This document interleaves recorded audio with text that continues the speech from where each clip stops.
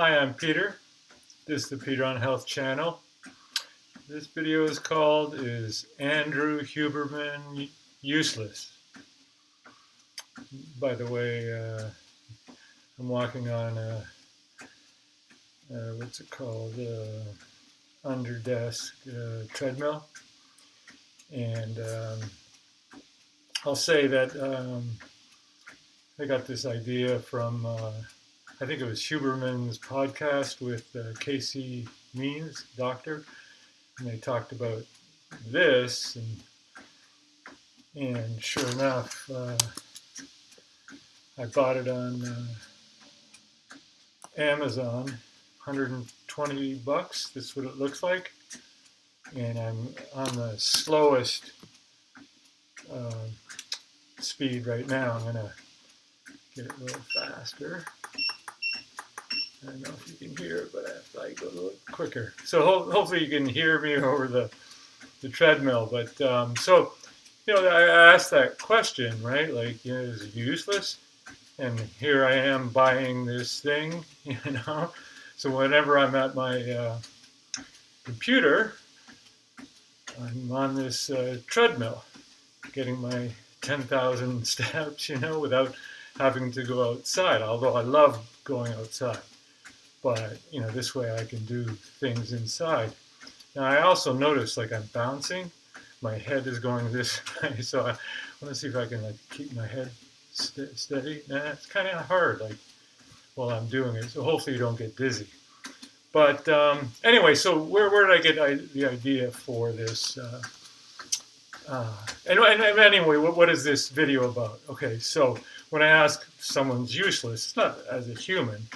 But, the information I'm getting from Andrew, is it useless or very useful? Obviously, it's not completely useless because I'm doing this, right? And I heard it on his. I mean, I bought the book, Good Energy, for, Casey Means' book. Maybe she has it in there, but I liked the way they discussed it. And I thought, that's a good idea. So, obviously, all of his ideas are not useless. But it was an interview he did with a guy about pot, cannabis, marijuana. I don't know. I'm going to call it pot because my wife said I was not pronouncing cannabis properly. Anyway, pot.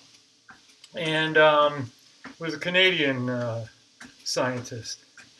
And there was a few things they said in that interview where I went, I don't know if I'm going to be listening to Andrew Huberman's podcast that much. And it's because this. Okay, the way it's about science, science studies versus n equals 1, like one person, me. And all the things I can do to measure myself, right? So I'm on a treadmill here, and my Fitbit will, I guess I gotta move my arms, or else it doesn't even count my steps. So I got my Fitbit, estimating my VO2. I've taught about this, right? So so I got a Fitbit, and it's collecting data. I get blood tests, and I'll show you an example of that. Why don't I just show you a couple things that I took a picture of, right? So this is a spreadsheet I've talked about many times in this channel, and it's annual blood tests that I've gotten for 18 years. And there's my 18 years from 43 to what I am now, 61. And the red line is my biological age, derived from the blood test and a 2018 paper. And I have videos on that. But that's am I doing good? My choices of sleep and exercise, what I'm doing right now, what I'm eating, when I'm eating, you know, all that stuff. Are those good choices for me? And if they are, they should show up in my blood test. And another thing I love is the CGM. And this is Abbott's, called Lingo. And I think it costs, every month something around $70 to $80, something like that, which is less than half of what these startups were doing when I did it. Levels and Nutrisense or something like that. It was like $200 a month. And so basically this is now coming down the price to everybody should be wearing these CGMs. And I've done videos on wearing a CGM. And again, if I got a CGM right now, I would know what this exercise is doing to my glucose. I would know what my OMAD meal today, did to my glucose, my sleep, my exercise, all that stuff. I could know what's good for me. Okay, am I doing a study? Sort of, I guess. It's not blind, because I don't somehow trick myself to see what I'm eating or whatever. I know what I'm eating. I know when I'm exercising. I know when I'm sleeping. I know all this stuff. So, it's possible I have a huge placebo, belief, right? About what I'm doing. But if that's true, good. Keep believing and have great data, right? So I don't mind placebos if that's what, I tell people I haven't been sick since 2019. In 2 months, in November, it'll be 5 years since I've been sick at all. Plug nose, throat, anything. That's incredible. I believe it's from the fasting I started shortly after that last sickness. And what about fasting? Autophagy. I don't know that that's it. It might be just a big placebo. I read about this stuff and I said, maybe I believe it. And my belief is so strong that I don't get sick anymore. What do I care?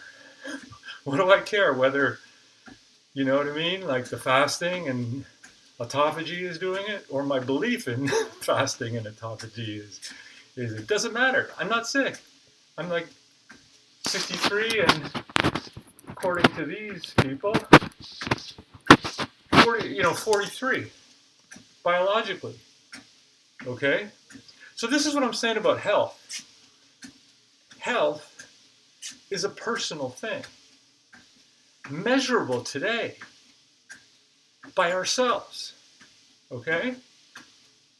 So what does it matter if a scientist is doing a study on a health topic? I'll tell you one thing I heard. So let's go to Huberman's. We'll say on this photo, what I want to, I'll talk briefly about this. So I'm a dinosaur. When I go out to do work on our land, for the last, 40 years of my life or whatever, I've been living in forest land or farmland or whatever, 5 acres, in the hills of Silicon Valley, and now 5 acres, 50 miles south of Silicon Valley. I would take a radio. Where is my radio? Like a solar radio, and put it on the sports channel or the, whatever, the crazy, news, whatever, or, just listen to a radio, right? And then on the computer, I would listen to lots of different things, and sometimes podcasts of these 3 people. Like on Twitter, I listen to Tucker Carlson interviews. I'd watch Joe Rogan interviews, and a couple Huberman Lab podcasts, right? And then I realized every one of those well, especially Huberman is like 3 hours. Rogan is 2 to 3 hours. And Tucker is, like around an hour. And, I don't have that much to do near my computer where I could be listening to it and doing something else. Pretty much it was like when I was doing my OMAD, where like it takes an hour and then I might get to my desk and then play one of the podcasts while I'm doing some work on the other screen. And then I realized, that's just not the most effective thing, and I'll do what everybody else does. I will get on my phone, get a podcast app, subscribe to these guys. I'm following these guys. And while I'm chopping wood or whatever I'm doing outside, listen to the podcast. And what's cool about that is it let me listen to a lot more than I was doing at my computer. And the one I really was like diving deep into was Huberman. And why? Because he's interested in health. That's what my channel is, Peter on Health, right? And I thought, this is great. I'll just I can listen to all the Huberman, podcasts, and he goes deep into these things. You know what I mean? And so I find them interesting because I'm a nerd. I like going deep and getting deep under that and deep under that, and what is the mechanism of action for that? So Huberman's sort of like a blood brother of me. Like he's an actual scientist at Stanford, and I'm just some guy, a lawyer and a computer guy, and but a healthy guy, like who's interested in health right at my advanced age. And but the last few podcasts I listened to, I started getting I'm not so sure I want to listen to this guy anymore. And the first time I had that thought was listening to, where's Lane Norton? Nutrition, yeah. There was a guy named Lane Norton who, I think he's out of Florida. Anyway, it's down there. And this guy was a scientist who was researching strength training. And I think it's really interesting, right? Because I do strength training, and I've learned some really amazing things about it. And also, who was talking about strength training? It was Gabriel Lyon. I think that was another one I listened to. Where did they put the name? Gabriel Lyon. It's this woman. Oh, is that her? That's her, I think, isn't it? Gabriel Lyon. There it is. How to exercise and eat. So I listened to that one, right? Talking about strength training. And what came out in Lyon's one especially, but I don't remember if it was Lane Norton one. They were talking about, for example, fasting and how fasting can waste muscle, and you shouldn't, do strength training fasted. You can't build muscle. And I just call bullshit on that. Bullshit. And I'll tell you why. For me, bullshit for me. And the reason why, I should have taken a picture of this, but I'll just show you anyway. I'm popping up my tonal ad. I don't know if you can see that. See that? Maybe let me just pause my treadmill so I can hold it steady. It's $11.99. It's about $1,200. What is that? Come on, treadmill, get going again. It goes 3, 2, 1. Okay, what that is my strength score, my tonal strength score. And you go, well, what does that mean? 1,200. Well, I mean, it doesn't mean anything. It means whatever tonal thinks it means. But anyway, it's an algorithm at tonal for computing what it thinks your strength level is. And like any number like that, what's important is not the raw number. Is this a 6 again? Come on, I want a little faster. 9, okay, maybe 10. what's important is not the raw number. It's my raw number compared to what I was yesterday, what I was a year ago, what I was 2 years ago, what I'm going to be tomorrow, how I am compared to other users. Okay? And that'll tell me if I'm, me personally, my numbers, am I gaining strength, losing strength, whatever. Like how am I maintaining strength? And the short answer is I've been at a 1200 strength score on tonal for 2-3 years, all fasting. Usually like 99.9% of the time I do the workout before I eat. So I've been fasted for like 20 hours, 22 hours. And the fact that my strength score has stayed at 1200 the whole time working out fasted, what that says, contrary to what Stacy Sims said with Huberman, contrary to what Lane Norton said with Huberman, I'm at least maintaining my muscle. And another way I can tell that, I can look at my testosterone numbers I've showed you on my blood tests, because testosterone is related to strength training, and I've found that out to be true for me. I don't know if it's true for you, but I'm just saying I can self-measure myself to see if I can do strength training in a fasted state and maintain my muscle, not waste away, not get weaker, not do all that stuff. And I'm just saying, my data says, I don't know if it works for you. I don't know if it works for the average person. I don't know if it works for most people. I don't know if it works for anybody else other than me, although I suspect it does. I can fast and keep my muscle. So here's the point I'm making about these podcasts. When you're a scientist, your job is to run studies with multiple people. You got one group getting one modality, and you get another control group not getting the modality, and they run them through some things, some behaviors, the same behaviors, and they see if the modality, worked.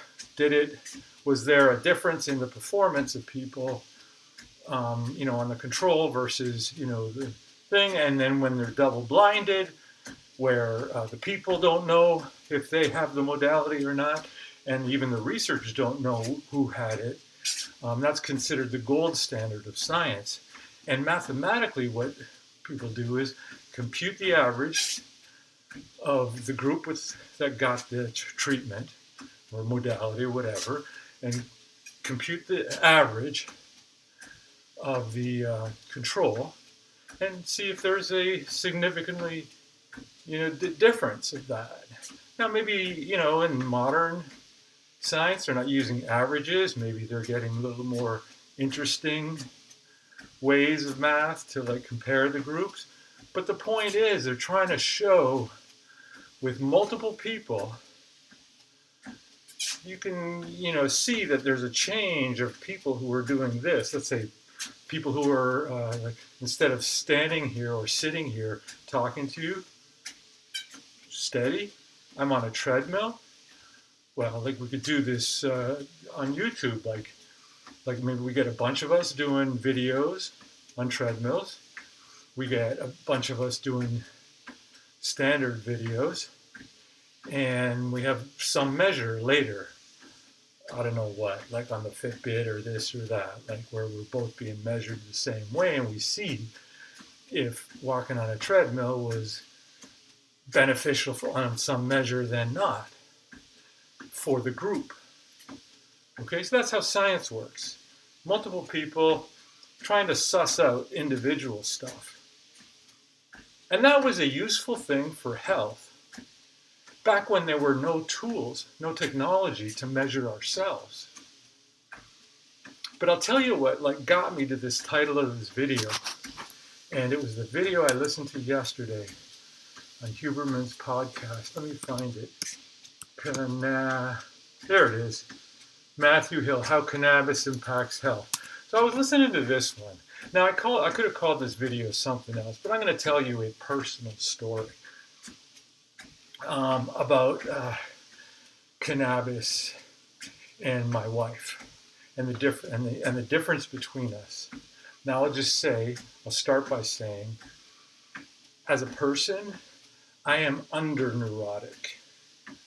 I'm like probably psychologically too not neurotic, meaning that, you know, like normal emotions that people have is anxiety, shame, guilt, sadness, I don't know, like that kind of stuff.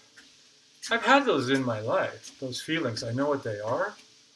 It's just that I've had them like on one hand I can count, you know, like very frequently. So I'm really under neurotic. My wife is over neurotic. She feels them every minute, all five of them, and like really has to work at it, about her food and diet and sleep to just manage it so she can sleep and, other things. So we're very extremely different people. And I'll just say, raising our daughter with call me a benevolent psychopath and call my wife a flat out neurotic, but we all put our daughter first in our life. She got the best of both of us in the way that, like, if she got the worst of us, she'd be a neurotic psychopath, like be out killing her friends. Instead, she got the best of me, which is love of learning, ability to learn, ability to analyze, ability to go deep on subjects, calm and coolly, right?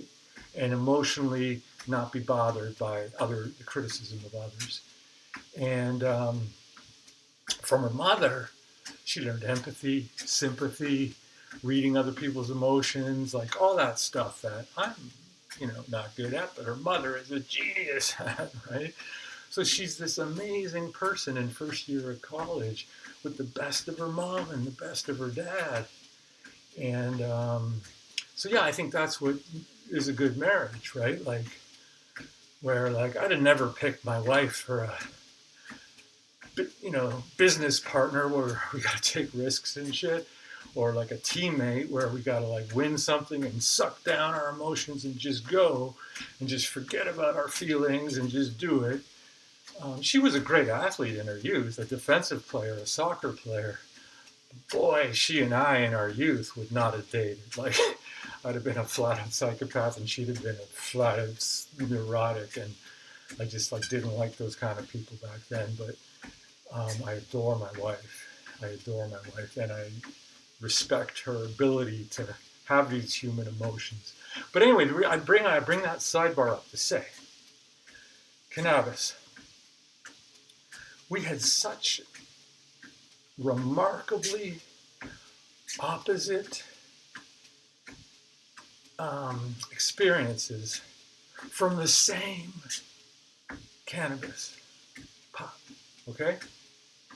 So a friend, I was talking about a book I read. I was doing a hike with a friend and her daughter and my daughter, and talking about this book I read about the history of pot and the political science, this and that.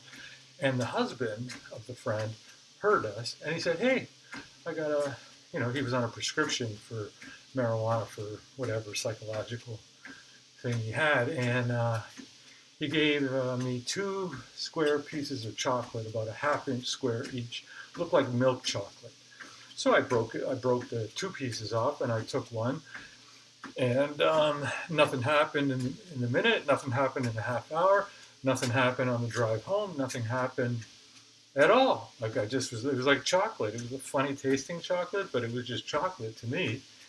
And then I came home and I cut the 1 square. So it was 2 squares, and I take one, nothing. I took the other square, I cut it into 4 pieces. 4 pieces. And I took that little teeny weeny square piece, smaller than my fingernail, and said, "Hey, I explained what happened, and here, do you want to try, one?" And my wife said, "Sure." So she's sitting in bed and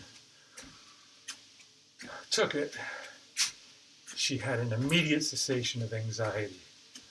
It was like a vacation from the hell that she lives in her mind, right? Being worried about this and worried about her daughter and worried about this, blah, blah, blah, blah, blah. And boom, no worries, and she just felt great. But within 15 minutes, that turned into a panic and a bit of a paranoia where like, she was like, oh fuck, can I take care of my daughter in this state? I'm like, so loosey-goosey, I don't know if I can think straight enough to take care of her if an emergency crops up. Now think about that. I took 4 times the dose. I felt nothing. She took 1/4 of my dose and had like a sledgehammer hit her. I mean, how can you take an average of that and have it mean anything? Okay? So next time, I'm there and whatever, and the friend, and then the husband comes over, gives me another 2 square pieces of chocolate. This one looked like dark chocolate. This is before I would read labels to see how much THC, CBD would be in something. I was just like, okay, whatever, I don't know. It's like, so again, I took 1 square. That 1 square, I think it must have had 10 milligrams of THC, gave me a psychedelic experience where my consciousness left my body to the point where, like, so in my psychedelic experience, some people, merge with God or Jesus. Well, I've never been religious my whole life, so I merged with maybe what Jung called the collective unconscious, and it was a bunch of people floating above my head that were living or dead or soon to be born or long dead, but there was no such thing as death. And when my consciousness, took a process, it left my head, went up, up, up, up, up, up, up, and joined those people. I was just like a limp rag, right, walking around our land. And I had joined the consciousness, and I could see my body was nothing. This person who's talking to you is really just a limp nothing. That I really am part of and you are too, part of this collective unconscious, and death doesn't mean anything, and neither does birth. That we put so much weight on it, right? Like this thought of like, I was born in 63 and maybe I'm going to die at 120. Well, what I learned on this journey, this transcendental experience, is that's just a fraud of our consciousness telling us that my consciousness lives in this body. And what that was saying was, no, my consciousness lives in the ether like everybody else's, right? Anyway, you're like, you got that experience, not on mushrooms, not on psilocybin, not on like any of these psychedelics. You got it on pot, on THC. Yeah. Yeah, you know why? I'll tell you why. What I just said 15 minutes ago. I don't feel anxiety. I don't feel shame. I don't feel guilt. I don't feel sadness. I don't feel self-doubt. I don't feel this, that, blah, blah, blah. You know what pot does? Calm those feelings down. It's one of the main reasons people take pot, to reduce their fears, their social anxieties, their guilt, their shame, and just live for like a few hours the way I live every fucking day of my life, right? So what I'm saying is, if I'm getting the same thing and the molecules of cannabis are trying to like go, okay, let's scrape away this guy, he doesn't have any anxiety, he didn't have any, and then I guess it went to the part of my brain that poof, popped out of my head. So I don't know that there are very many people on this earth, other than people in jail maybe, who did psychopathic crimes, who like me don't feel these emotions, that if you gave them 10 milligrams of THC, they'd have this experience. But maybe they go through hell though, because I can tell you how I ended up with, I think I was born with low anxiety, low all this, and just certain traumatic experiences in my childhood turned low into like just about nothing, right? And so when people have that just about nothing, they often turn into criminals, impulsive criminals, and that's not me. I was lucky. I got overeducated, and I could look at myself, and I could.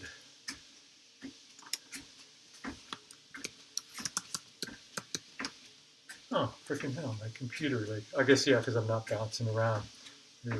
Anyway. So I did not give my wife any of that dark chocolate cannabis. I think I would have to take it. If she had with that milk chocolate that I felt nothing, And she had that kind of reaction, cessation of anxiety, turning into a panic attack and a bit of paranoia. And I then took the other square. I had a transcendental psychedelic experience, leaving my consciousness. What would 1/4 of that do to my wife? I think she might be in the ground right now. So this is what I say about Huberman. That's what I say about Huberman.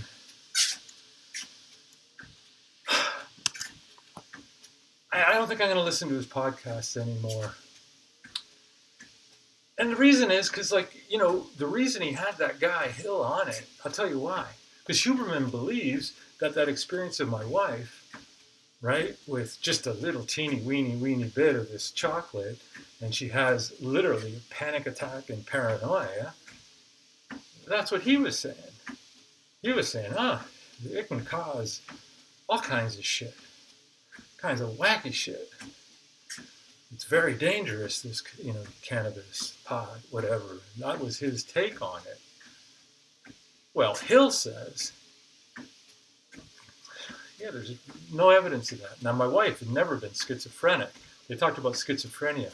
And what Hill insisted was you had to be already on the edge of schizophrenia or having schizophrenic experiences, and then you take cannabis and boom, you're in a full-blown schizophrenia. He says it won't cause typical people to become schizophrenic if they've never been. Well, my wife has never been schizophrenic, but she has been neurotic her whole life and highly anxious.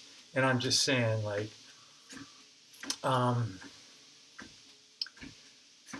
I didn't like the discussion because it was too much about studies. Hill proved with studies and analysis of stuff that in countries that it didn't cause schizophrenia, and then so Huberman had to back up on his point, and it was like from a science to a scientist to a scientist. Well, thank you for your science. But I'm just saying, when you got like an ingredient like pot, and you got people as different as my wife and I, and you can have experiences all the way from the best experience in life, which is transcendental, leaving of your consciousness, and all of a sudden learning that we're all part of the trees and the water and everything, and there's an infinity to life, and death doesn't matter, and these are all the things that the ancients, wanted, the people to know, right? And I got that. Not looking for it, just taking the chocolate that a friend gave me, and my wife taking a very small little bit, almost sent her into a place we'd have to take her to a therapist for. When you can have that kind of difference from the dosage I took, to have that experience, that transcendental experience. And I was like, I got so scared for my wife, from just the low thing that I didn't feel anything from, and she quarter dose. So that's what I'm saying. What is the use of studies when people are that different? Now, that's not true about necessarily honey, and all this different stuff we can ingest, but I'm just saying, in the present day, when we can do self-recording, I think I'm not going to spend my time listening to this guy anymore. Because all he wants to talk to is other people who are doing science, averaging out the people. And that's what I'm saying. There's no average. Take me, 61. Let's average me with all the 61 in America. What would the average 61-year-old male in America be? Oh, well, you wouldn't be able to get a boner. You'd have a VO2 max in the 20s. You'd have a 36-inch belly. What does that mean for me? Nothing. Nothing. I'm not that average person. Right? And then there's another 61-year-old in the ground. because they died suddenly with the jab, or they were obese and but their body finally just up and keeled over. So you got a dead guy, you got the average guy, and then you got me. And I'm just saying, like, fuck science on this subject in the present day when we can take our own recordings. So this is what I'm saying about Huberman. I know it's his job. I know he works for Stanford as a researcher, and if he wasn't going to do the canonical research that his job requires, maybe they fire him and maybe he's off the stuff. But I'm just saying,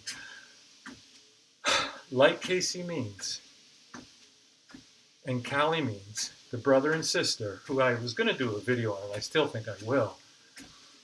One was a doctor, one was a lobbyist for pharma. They realized this is fucked. The practice of medicine is fucked. The practice of lobbying Congress for pharma is nuts. And they quit both, and now they're whistleblowers on both to the American people. And so that's what I would have respect for Huberman. If he finally realized that these studies on people for their health are effing useless. Not all the time, but so often, that it makes your podcast mostly useless. To hear you, self-masturbating with another scientist over some topic where the divergence of experience of people is so wide. I mean, the thing that really pissed me off listening to the podcast on pot was when they started talking about indica and sativa. Now, you're talking about a person who, like, I need like a super high dose of THC to have an experience, but just puffing on weed or whatever. I was never a weed person. I was never a pot person. But I've been around pot smokers who, you're puffing and they get the munchies and they're giggling, and I take a puff and I'm like, are they faking it? Like, I get a puff and I get nothing. Right? And I started thinking, like, am I living in a fake world where people are faking their pot experience? But then I had that transcendental thing, and I went, no. You just need a higher dose, a concentrated dose. And then it'll hit you like a sledgehammer. But what I'm saying is,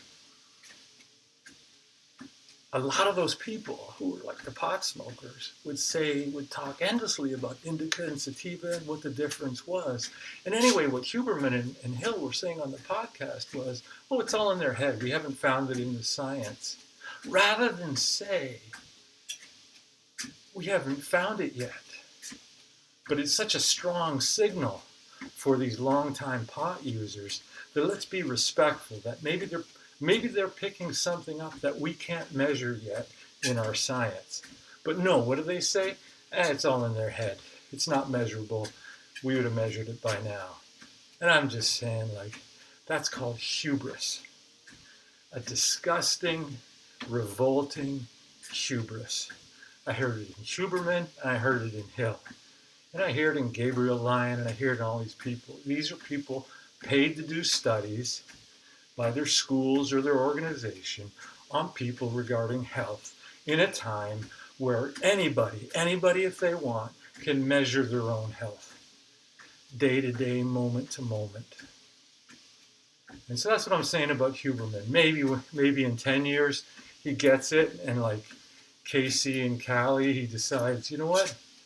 No, I'm going to do N equals 1 health, right?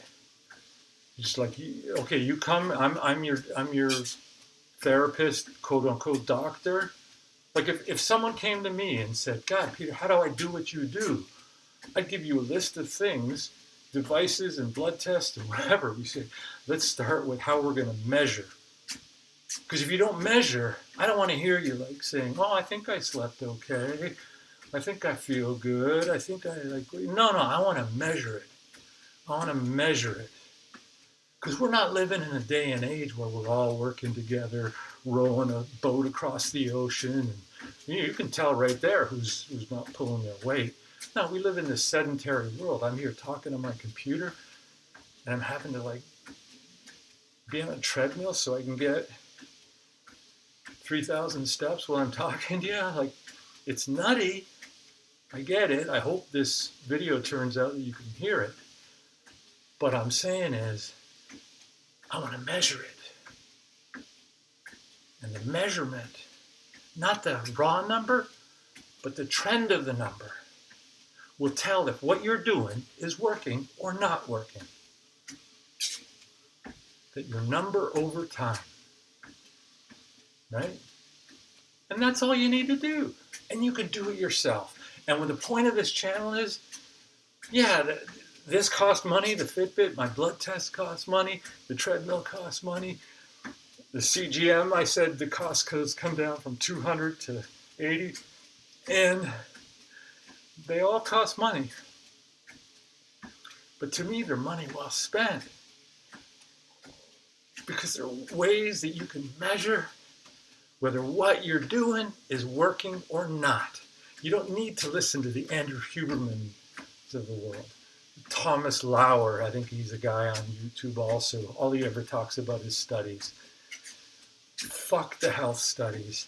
Study yourself, measure yourself, look at your trend lines. All right, so hopefully that wasn't too caustic. I do like Andrew Huberman. I like what he has to say. He seems collegial. I just don't think he's that useful, certainly for me. Stay healthy, my friends.